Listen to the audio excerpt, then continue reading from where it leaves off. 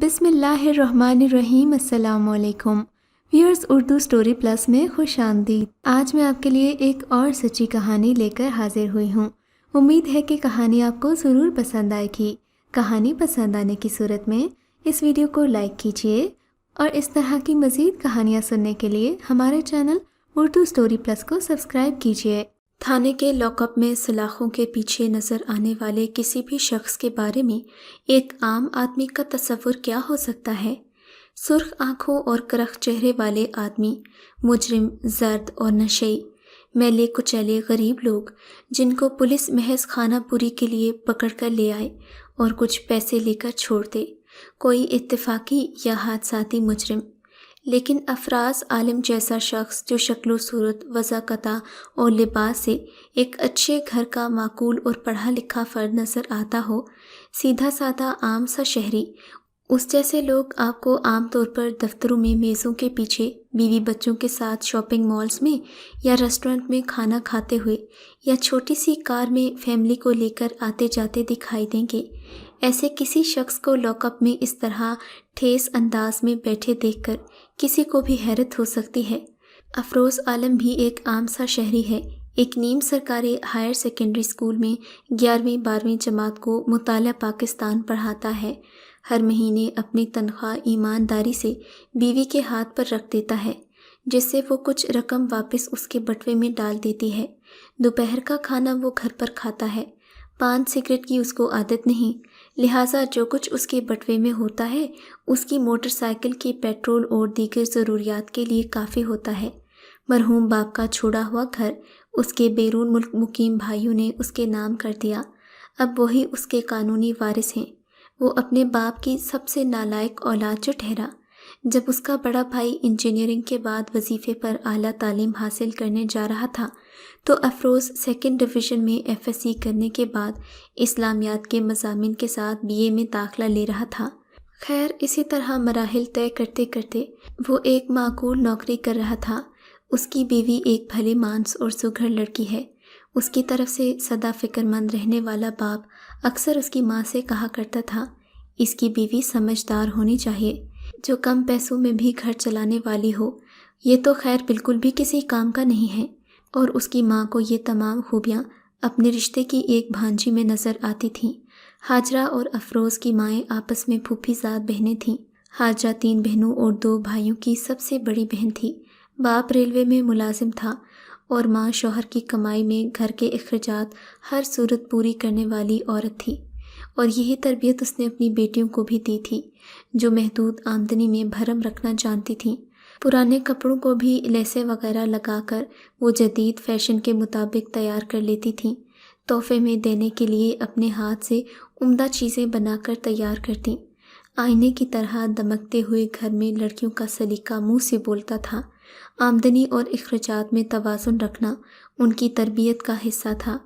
افروز کی ماں نے جب اپنے شوہر کے سامنے اپنی پھوپھی زاد بہن کی بیٹی کا نام تجویز کیا تو انہوں نے فوراً سے پہلے منظوری دے دی۔ رہا افروز کا معاملہ تو اس کی اپنی کوئی پسند تھی نہیں۔ ماں باپ کے نزدیک وہ سب سے نکمی اولاد تھا۔ اس کا ہر کام اس کے بڑے ہی کرتے تھے۔ اس نے فرض کر لیا کہ اگر وہ خود کچھ کرے گا تو یقیناً غلط ہی ہوگا۔ جینیس لوگوں کے گھر میں ایسا فیصلہ کرنے والا احمق ہی کہلا سکتا ہے۔ اس نے MA تاریخ میں کرنے کا فیصلہ کیا تھا۔ اس کی ماں نے شادی کے معاملے میں اس کی رائے طلب کی تو اس نے جل کر کہا، پتلون تک تو اپنی مرضی سے پہن نہیں سکتا، شادی کے معاملے میں کیا رائے دوں گا، جہاں مرضی ہے کر دیں۔ سو اس کو ہاجرہ کے ساتھ بیاہ کر دیا گیا۔ افروز عالم اپنے بھائیوں کے مقابلے میں ایک دھیمے مزاج کا مہذب آدمی ہے۔ اپنی پسند کے مضمون میں ڈگری حاصل کرنے کی وجہ سے اسے اپنے مضمون پر مکمل عبور حاصل ہے۔ اپنے شاگردوں میں وہ ہر دل عزیز استاد کی حیثیت سے جانا جاتا ہے۔ ہاجرہ نے اس کے گھر کو نہایت سلیقے سے سنبھال کر اس کو ہر قسم کی فکر سے بے نیاز کر دیا۔ شادی کے بعد وہ ویسا ہی رہا جیسا شادی سے پہلے تھا، بے حال، مست اور بے فکر۔ کبھی اپنی بیوی سے کھانے کی میز پر کہتا، کریلے نہیں پکائے بہت دنوں سے، مگر وہ تو گرمیوں میں ہوتے ہیں، یہ تو دسمبر جا رہا ہے، بیگم جواب دیتی۔ اس کے کپڑے، جوتے، ٹائی، جرابیں، رومال، شیونگ کریم، بلیڈ تک خریدنا بیچاری ہاجرہ ہی کی ذمہ داری تھی، کیونکہ وہ ہر معاملے میں لاؤبالی واقع ہوا تھا۔ حاجرہ کا چند دن کے لیے گھر سے چلے جانا غضب ڈھا گیا۔ یہ محض چند دن پہلے کی بات ہے۔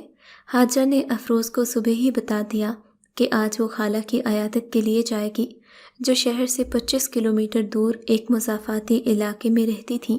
طے پایا کہ افروز اسکول سے بچوں کو لا کر کھانا وغیرہ کھلا دے گا اور حاجرہ شام تک لوٹ آئے گی۔ دوپہر کو حاجرہ کا فون آیا، سنو افروز، خالہ کا انتقال ہو گیا ہے، اس لیے میں آج گھر نہیں آ سکوں گی۔ افروز عالم نے افسوس کا اظہار کرتے ہوئے نماز جنازہ لے جانے کا وقت دریافت کیا تو حاجرہ نے بتایا، نعمان بھائی کے کینیڈا سے آنے کے بعد تدفین ہوگی، میت ہسپتال کے سرد خانے میں رکھوا دی گئی ہے، میں آج امی کی طرف رک جاؤں گی۔ افروز تو یہ سن کر چکرا گیا، مگر گھر، بچے، وہ کون سنبھالے گا؟ اگر تمہیں 1-2 دن اور لگ گئے تو؟ وہ تو بوکھلا ہی گیا تھا۔ توبہ ہے افروز، 9 اور 7 سال کے بچے اتنے چھوٹے تو نہیں ہوتے، تمہیں بھی کچھ نہیں کرنا پڑے گا۔ ویسے بھی ناشتہ تو فائزہ بنا لے گی، چاول ابال لیتی ہے، تم صبح گھر لاک کر کے چابی پڑوس میں دے دینا، میں ابھی ملازمہ کو فون کر دیتی ہوں، تمہیں کوئی مسئلہ نہیں ہوگا۔ حاجرہ نے مسئلے کا حل بتاتے ہوئے کہا اور اسے شانت رہنے پر آمادہ کر دیا۔ اس کے بعد مگر مسئلہ تو بہرحال تھا، وہ حاجرہ کا عادی ہو گیا تھا، چھوٹی چھوٹی باتیں بھی فون پر پوچھتا۔ حاجرہ کی ہدایات جاری رہتی، تنخواہ مل گئی، الماری میں میرا کالا بیگ رکھا ہے، اس میں رکھ دینا، اور ہاں، اپنا جیب خرچ اسی میں سے نکال لینا۔ وہ تو اس کی ہدایات سن کر چکرا جاتا۔ یہ سب ہو جائے گا میڈم، آپ وہاں تشریف رکھیے اور گھر کو ریموٹ کنٹرول سے چلاتی رہیے، کوئی بات نہیں، گھر ہی تو ہے، آج کل تو ملک ریموٹ کنٹرول سے چلائے جا رہے ہیں۔ وہ جھنجھلا کر بولتا، اگر آپ گھر پر آ جاتی تو کون سی قیامت آ جاتی، جنازے کے بعد دوبارہ چلے جاتے، میں بھی آپ کے ساتھ چلتا۔ اس نے انتہائی ترش رویہ اختیار کرتے ہوئے کہا، کیا ہو گیا ہے افروز، اتنے عرصے بعد تو آئے ہوں، خالہ کی تعزیت کو لوگ آ رہے ہیں، کئی کزن سے تو ملاقات ہی سالوں بعد ہوئی۔ حاجرہ نے اپنا سلیقہ اپنی بیٹی میں منتقل کرنے کی ابتدا کر دی تھی۔ اس کا اندازہ افروز کو ہو گیا تھا، لیکن 9 سال کی بچی کتنی سی ہوتی ہے۔ بے نظم گھر کو سنبھالنا اسے بہت مشکل لگ رہا تھا، پھر گھر کی یہ حالت اسے بھی چڑچڑانے لگی تھی۔ شام کو وہ گھر واپس آ رہا تھا کہ راستے میں اسے ایک پرانا دوست مل گیا، اس کے ساتھ گرم جوشی سے ملا، پھر وہ باتیں کرنے اور کھانا کھانے ایک مہنگے ریسٹورنٹ میں آ گئے۔ پچھلے سال جب افروز کا دبئی میں مقیم بھائی پاکستان آیا تھا تو اس نے اپنے بیٹے کی برتھ ڈے پارٹی اسی ریسٹورنٹ میں دی تھی۔ واجب جب 5 سال بعد کینیڈا سے آیا تھا، بچپن کے دوست کے اس طرح اچانک مل جانے پر بے حد مسرور تھا۔ خوش تو افروز بھی بہت تھا، لیکن اس کی خوشی پر اوس اس وقت پڑی جب پیرے نے مخملی جلد والی فائل میں بل لا کر اس کے سامنے رکھ دیا۔ رقم اس کے مہینے بھر کے جیب خرچ کے برابر تھی۔ واجد نے رسماً بھی بل ادا کرنے کی پیشکش نہیں کی۔ بھاری بل ادا کرنے کے بعد اس سے بھی بھاری دل لیے وہ گھر پہنچا۔ گھر پہنچنے پر اس کے دونوں بچے آپس میں لڑ رہے تھے۔ اس کا جی چاہا کہ دونوں کو ایک ایک تھپڑ رسید کر دے، مگر اس نے خود پر اس وقت قابو پایا۔ اب اسے رہ رہ کر خیال آ رہا تھا کہ کاش دوست کے ساتھ ہوٹل میں نہ جاتا، کم از کم معذرت کر لیتا۔ خیر اب کیا ہو سکتا تھا؟ دوست سے ملاقات کے دوران اسے احساس ہو گیا تھا کہ وہ ایک ناکام انسان ہے۔ ابھی مہینہ شروع ہوا تھا اور تنخواہ کا لفافہ ہلکا ہو گیا تھا۔ معلوم نہیں حاجرہ کس طرح پورا مہینہ چلاتی تھی۔ ابا تو ٹھیک ہی فکر مند رہتے تھے، مرحوم باپ کی اسے آج بری طرح یاد آنے لگی تھی۔ اور میری بہن زرین، میرے برابر ہی تنخواہ ہے اس کی، لیکن اے لیولز کے بچوں کو ٹیوشن پڑھا کر اپنے شوہر سے بھی زیادہ کماتی ہے، میرے مضمون کی تو کوئی ٹیوشن بھی نہیں پڑھتا۔ افروز عالم، تم واقعی اپنے لیے کچھ بھی نہ کر سکے۔ وہ خود کو ملامت کر رہا تھا۔ گھنٹی بجنے پر فون اٹھایا تو اس کی بہن کا نمبر جگمگا رہا تھا۔ وہ اٹھ کر بیٹھ گیا، پژمردگی میں کمی آئی ہوئی تھی۔ السلام علیکم، کیسے ہو بھائی؟ بہن کی آواز اس وقت اسے بہتے پانی کے جھرنوں جیسی لگی۔ جب اس نے اگلے دن کے پلان کے بارے میں بات کی، کل چھٹی ہے بھائی، میں آپ کے پاس آ جاؤں گی۔ عصر کے بعد بھابھی کی خالہ کا جنازہ ہے، میں آپ اور بچے تعزیت کو جائیں گے، واپسی پر بھابھی ہمارے ساتھ ہی آ جائیں گی، میں 2 دن آپ کی طرف رہوں گی۔ افروز عالم کے تھکے ہوئے اعصاب سکون پانے لگے۔ وہ ایک لمبی سانس خارج کرتے ہوئے حاجرہ کا نمبر ملانے لگا۔ حاجرہ اپنی نند کے آنے کا سن کر یوں خوش ہو گئی جیسے کوئی بہت بڑی شخصیت اس کے گھر میں قدم رکھ رہی ہو۔ حسب سابق اس نے ہدایات جاری کر دیں۔ کام والی سے کہنا گھر کی صفائی اچھی طرح کر دے اور آپ صبح مٹن، بون لیس چکن وغیرہ لا کر فریج میں رکھ دینا۔ اس نے ہر چیز کی مقدار بھی بتائی۔ وہ کون سا روز روز آتی ہے، 2 دن یہاں رہے گی، میں اس کی پسند کی ڈشز بناؤں گی۔ افروز کو یہ جان کر خوشی بھی ہو رہی تھی کہ آج حاجرہ آ کر گھر سنبھال لے گی اور اس کے دل سے بوجھ اترے گا، وہ پھر سے بے فکر اور آزاد ہو جائے گا۔ مگر وہ نہیں جانتا تھا آج اس کی قسمت میں آزادی اور بے فکری نہیں بلکہ تھانے کا لاک اپ ہے۔ تنخواہ کے لفافے میں سے کچھ رقم اپنے والیٹ میں منتقل کرتے ہوئے اس کی طبیعت ایک بار پھر مختل ہو گئی۔ بقیہ رقم گننے کے بعد اس کو ہمت نہ ہوئی۔ لفافے کا وزن اپنی حیثیت خود بیان کر رہا تھا۔ الجھے ذہن اور منتشر سوچوں کے ساتھ اس نے موٹر سائیکل سٹارٹ کی۔ چھٹی کا دن ہونے کی وجہ سے قصاب کی دکان پر خاصا رش تھا۔ گاہک آرڈر نوٹ کرواتے اور بینچ پر بیٹھ کر انتظار کرتے۔ گوشت تیار ہونے پر شاپر پکڑتے، ادائیگی کرتے اور باہر نکل آتے۔ اکثر آرڈر اسی قسم کے ہوتے۔ اس نے مٹن اور قیمہ وغیرہ کا آرڈر دیا اور خود خفیف سا ہو کر بیٹھ گیا۔ کسائی نے باری آنے پر گوشت تیار کر کے اسے تھما دیا۔ باجی نہیں آئی، خیریت تو ہے نا؟ قصاب نے عجیب سی نگاہوں سے اسے دیکھتے ہوئے پوچھا۔ میکے گئی ہیں، اس نے مختصر جواب دیتے ہوئے 1000 روپے کا نوٹ بڑھایا اور باقی پیسوں کا انتظار کرنے لگا۔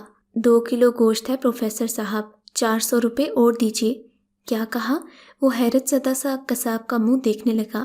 جناب آپ نے 2 کلو گوشت لیا ہے، اس حساب سے آپ کو 1400 روپے ادا کرنے ہیں۔ لیکن حاجرہ تو روز گوشت پکاتی تھی، تو وہ کتنے کا لے کر جاتی تھی؟ اجی ان کی بات چھوڑیے، ان کے ساتھ تو اپنا اور ہی حساب ہے۔ کسائی نے مونچھوں کو تاؤ دیتے ہوئے کہا۔ اس کی غیرت کو جوش آ گیا۔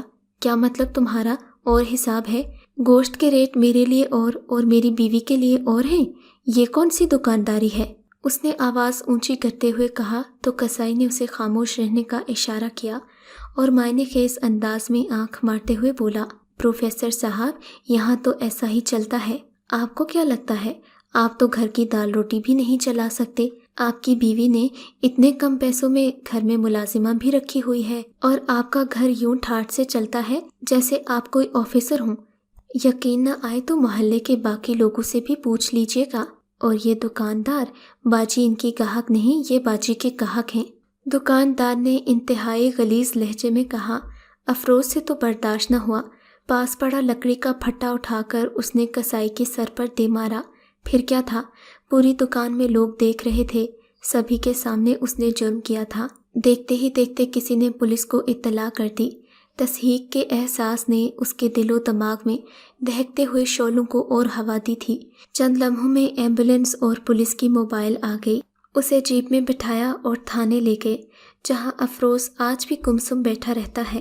وہ جب بھی کسی سے بات کرتا ہے تو یہی پوچھتا ہے، گوشت کتنے روپے کلو ہے؟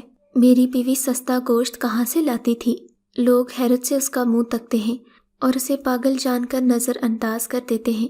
کسی کو کیا معلوم کہ اس بھولے سے شخص کے دل میں کتنا بڑا درد چھپا ہے۔ اگر آپ کو یہ کہانی اچھی لگی ہے تو ہماری ویڈیو کو لائک کیجیے اور اس طرح کی مزید کہانیاں سننے کے لیے ہمارے چینل کو ضرور سبسکرائب کریں۔